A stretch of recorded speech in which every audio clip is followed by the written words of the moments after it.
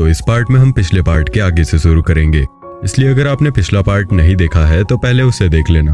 अब कहानी में हम आगे देखते हैं कि फेंग हान ने उस एग्जाम को पास कर लिया था, साथ ही कुछ और डिसाइपल्स भी उस एग्जाम को पास कर चुके थे, लेकिन सिर्फ फेंग हान ने ही लड़ाई के दौरान अपने लेवल को अपग्रेड किया था और ये चीज सबके नजर में भी आ चुकी थी। अब इसी को देखते हुए जिनसेताई सीनियर हुआ के पास जाता है, लेकिन वहां पर ऑलरेडी वो मास्टर मौजूद थे जिन्होंने सबसे पहले वो बीस्ट को खत्म किया था। उनका नाम हमें सेन पता चलता है। इसके बाद अब जिनसेताई सीनियर हुआ से कहता है कि मुझे तो लगता है कि जिंगसुई ने वो गोल्डन एलेक्सर उस लड़के को दे दिया है, इसलिए तो वो फाइट के दौरान अपने लेवल को अपग्रेड कर पाया, लेकिन अब इस चीज का उसके पास कोई पक्का सबूत नहीं था, इसलिए अब सीनियर हुआ उसकी बात ना मानते हुए उसे जाने को कहते हैं। फिर अब इस सब के बाद वो मास्टर सेन को एक आर्मर एलेक्सर देते हैं, साथ ही उससे कहते हैं कि तुम्हें अब और मेहनत करनी है, तो अब वो वहां से चले जाता है। इसके बाद हम वापस से आते हैं उसी ग्राउंड में जहां पर वो ओल्ड मास्टर जिन लोगों ने एग्जाम पास कर लिया है उन्हें बता रहे थे कि अब उन्हें रहने के लिए अलग जगह दी जाएगी जहां पर वे अपनी ट्रेनिंग भी कर सकते हैं। तो अब एक आउटर डिसाइपल बनके फेंग हांग बहुत खुश हो रहा था और वो ये बात जिंगसुई को बताना चाहता था, लेकिन तभी जिंगसुई उसे उसके एक दोस्त से मिलाती है जो कि अब उसके साथ ही आउटर डिसाइपल की ट्रेनिंग करेगा, लेकिन फेंग हांग का ध्यान बिल्कुल भी उसकी बात पर नहीं था। वो तो सीधे जिंगसुई से मिलना चाहता था, तो अब वो वहां से भाग जाता है। लेकिन फिर वो जब जिंगसुई के महल में पहुंचता है तो देखता है कि वहां तो फेंग फैमिली की प्रिंसेस मतलब जिंगसुई की छोटी बहन ऑलरेडी जिंगसुई के पास बैठी हुई है। वैसे अगर उसे ये बात पता होती तो वो यहाँ अभी नहीं आता। तो अब वो प्रिंसेस फेंग हांग का बहुत मजाक उड़ाती है और उसे बार बार सर्वेंट कहकर बुलाती है, लेकिन फिर जिंगसुई प्रिंसेस से कहती है कि तुम एक सर्वेंट पर इतना ध्यान देकर अपना समय क्यों वेस्ट कर रही हो। लेकिन अब इस बात से फेंग हांग को सबसे ज्यादा दुख होता है। इसके बाद वो उससे वहां से जाने को कह देती है और फेंग हांग भी उसकी बात मानकर वहां से जाने लगता है। पर अब वो मन में सोचते हुए कहता है कि मैं तो बस यही बताने आया था कि मैं आउटर डिसाइपल बन गया हूँ, इस कारण मुझे अब ट्रेनिंग पर ध्यान देना होगा, इसलिए मैं यहाँ नहीं होऊंगा, तो आप अपना ख्याल रख लेना। लेकिन अब वो उदास होकर वहां से लौट जाता है। अब हम देखते हैं कि अब वो उस जगह पर पहुंच चुका था जहां पे वो रहने वाला था। वो देखता है कि वहां हर चीज बहुत अच्छे से जमी हुई है। उससे वो समझ जाता है कि जरूर सियाओ ने ही ये सब किया है। अब उसे वहां कुछ ही देर हुई थी कि इतने में वहां सियाओ आ जाती है और फिर वो दोनों वहां से बातें करते हुए जाने लगते हैं। तो रास्ते में सियाओ फेंग हान से पूछने लगती है कि आखिर तुमने फाइट के बीच में अपना लेवल कैसे अपग्रेड किया, क्योंकि मैं तो तुम्हें बहुत वीक समझती थी। लेकिन तभी वो देखती है कि फाइट के दौरान फेंग हान को जो चोट आई थी वो पूरी तरह से रिकवर हो चुकी है। वो फेंग हान से पूछती है कि तुमने ये कैसे किया, पर फेंग हांग तो ये जानता था कि ये सब गोल्डन एलेक्सर की वजह से हुआ है, लेकिन वो उसे कुछ भी नहीं बता सकता था। अब उसके बाद हम देखते हैं सियाओ चलते चलते फेंग हांग को एक जगह पर ले आई है। वो जगह देखने में बहुत ही खूबसूरत थी। फेंग हान पूछता है कि ये कौन सी जगह है, तो इस पर सियाओ उसे बताती है कि ये वह जगह है जहाँ पर सभी डिसाइपल्स खाना खाते हैं। इसके बाद वो फेंग हांग का हाथ पकड़कर उस जगह की हर एक चीज दिखाती है और लास्ट में वो एक जगह आकर रुकते हैं जहाँ बेंच पर एक बोट टाइप की चीज बनी हुई थी, साथ ही उसमें पानी भरा हुआ था। वो चेयर पर बैठने के बाद सियाओ फेंग हान को बताती है कि अभी हमने जितनी भी चीज देखी वो आउटर डिसाइपल्स के लिए बिल्कुल फ्री है, लेकिन ये तो कुछ भी नहीं। वो बताती है कि जब हम इनर डिसाइपल्स की स्टेज पे आएंगे तो हमें कई तरह की टेक्निक यूज करने मिलेगी जो इतनी सीक्रेट है कि इनके ही पुराने आउटर डिसाइपल्स को भी इसकी कोई भनक नहीं होती। और तो और कहते हैं कि उन ट्रेनिंग से कोई भी अवतार रिल में जा सकता है। अब उसकी बात सुनकर फेंग हांग बहुत शौक हो जाता है। फिर अब इसके बदले में सियाओ ऐसे ही फेंग हांग की फैमिली के बारे में पूछती है, जिसे सुनते ही फेंग हांग उदास होकर कहता है कि मेरे फादर मेरी ही तरह फेंग फैमिली के सर्वेंट थे, पर अब वो नहीं रहे।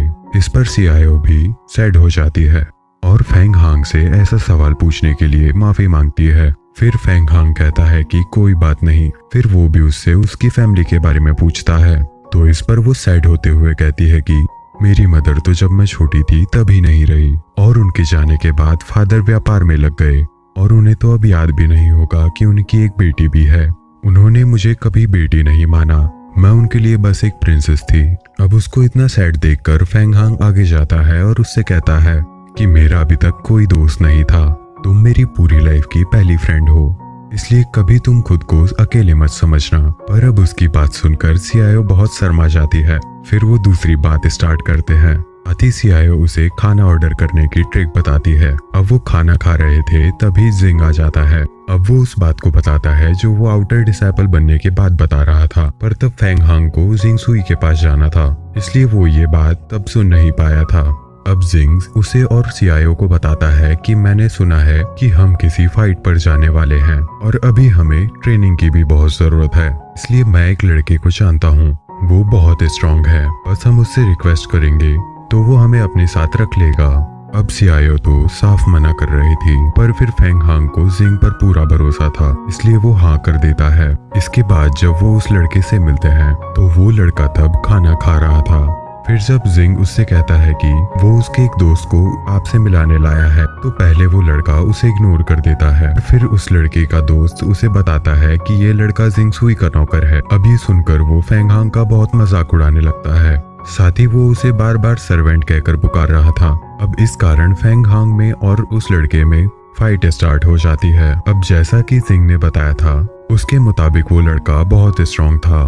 वैसे तो दोनों का लेवल यहाँ सेम 7th ही था, पर वो लड़का स्ट्रांग इसलिए है क्योंकि वो 7th लेवल के पीक पर है और हमारा हीरो अभी अभी ही 7th लेवल पर आया है। इस कारण अब वो उस लड़के से जीत नहीं पा रहा था। साथ ही अब लड़ाई के कारण उसे बहुत चोट भी आ चुकी थी। इसके बाद वो सीआईओ के साथ वापस उसी जगह पर चले जाता है जिसे डोजो ने आउटर डिसाइबल्स ले दिया था।